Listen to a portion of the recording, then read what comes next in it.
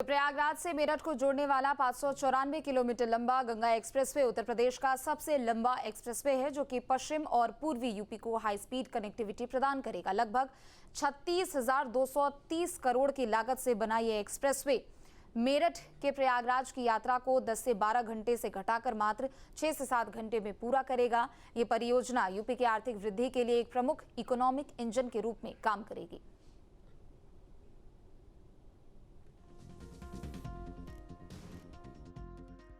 वजह से हमारे यहाँ किसानों और क्या कहते हैं बिजनेसमैनों के लिए बहुत बड़ा फायदा हुआ है। गंगा एक्सप्रेस बनने से जो है और दूरी कम हो जाएगी मेरठ से प्रयागराज की, और स्पीड जो है गाड़ी स्पीड में चलेंगी, अपनी मानक के अनुसार क्षमता के अनुसार गाड़ियाँ चलेंगी। इसमें बहुत फायदा दिख रहा है। जैसे किसानों का जो खेत नहीं यूज हो रहा था, उन लोगों का खेत इस जमीन इस स्प्रे में लगे हैं ज़मीन में, उससे उन लोगों को मुआवजा दिया गया, उन लोगों के लिए हेल्प किया गया और इससे लोगों का यातायात में भी बहुत अच्छा है। यहाँ आकर के मुझे अच्छा लगा, और जैसा कि गंगा एक्सप्रेस जो बनाया गया है ये सभी के लिए बहुत अच्छा है।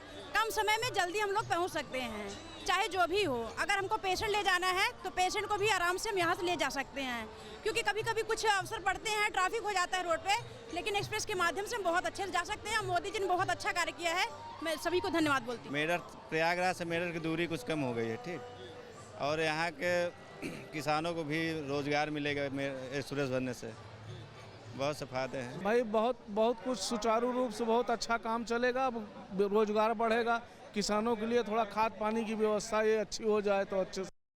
प्रधानमंत्री नरेंद्र मोदी ने आज उत्तर प्रदेश को, देश को गंगा एक्सप्रेसवे के रूप में एक बड़ी सौगात दी है और 36,230 किलोमीटर लंबे इस एक्सप्रेसवे की कुल लंबाई 594 किलोमीटर है, जो प्रयागराज से शुरू होकर मेरठ तक या मेरठ से प्रयागराज के बीच में है। और इस एक्सप्रेसवे से जो तमाम आसपास के बड़े शहर हैं, चाहे धार्मिक पर्यटन की बात करें, व्यापार की बात करें, किसानों की बात करें, हर किसी को बड़ा लाभ मिलने वाला है। और अब एक तरह से कह सकते हैं, हमने बुंदेलखंड एक्सप्रेसवे देखा, पूर्वांचल एक्सप्रेसवे देखा और कई एक्सप्रेसवे, और अब जो है गंगा एक्सप्रेसवे को देख रहे हैं, तो लगातार उत्तर प्रदेश जो है वो एक्सप्रेसवे प्रदेश बनता जा रहा है। 36,230 करोड़ रुपए की ये सौगात आज उत्तर प्रदेश के लोगों को मिली है। और किस तरह से इसका लाभ होगा, जो तमाम बड़े धार्मिक शहर हैं, चाहे वाराणसी की बात कर लें, चाहे अयोध्या की बात कर लें, चाहे दूसरे बड़े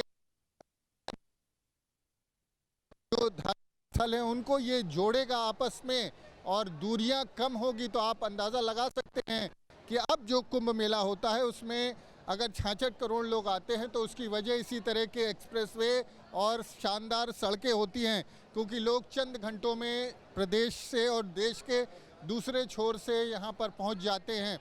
तो अब एक और कड़ी इसी एक्सप्रेसवे में एक और कड़ी उत्तर जुड़ने जा रही है, और ये एक गंगा एक्सप्रेसवे आज शाम के बाद से शुरू किया जाएगा। तो प्रधानमंत्री के हाथों इसका लोकार्पण हुआ और उसके बाद ये पूरा आप कार्यक्रम स्थल देख सकते हैं प्रयागराज में। यहाँ पर इस स्थान पर जो जुड़ापुर दांदू गांव है, सुराव तहसील का, वहाँ पर एक कार्यक्रम रखा गया, जहाँ पर बड़ी जो LCD वॉल, LED वॉल लगा करके पूरे कार्यक्रम का लाइव प्रसारण किया गया। हज़ारों की संख्या में ग्रामीण और जो अधिकारी और जनप्रतिनिधि हैं वो यहाँ पर पहुँचे। तो एक तरह से कह सकते हैं कि प्रयागराज को एक बड़ा एक्सप्रेसवे मिला है, और पश्चिमी उत्तर प्रदेश से, देश की राजधानी से अब प्रयागराज की दूरी, प्रयागराज या यूँ कहें कि पूर्वांचल की, और जिस तरह से कनेक्टिविटी चारों तरफ हो गई है, उसके बाद अब दूरियां धीरे धीरे कम हो रही हैं।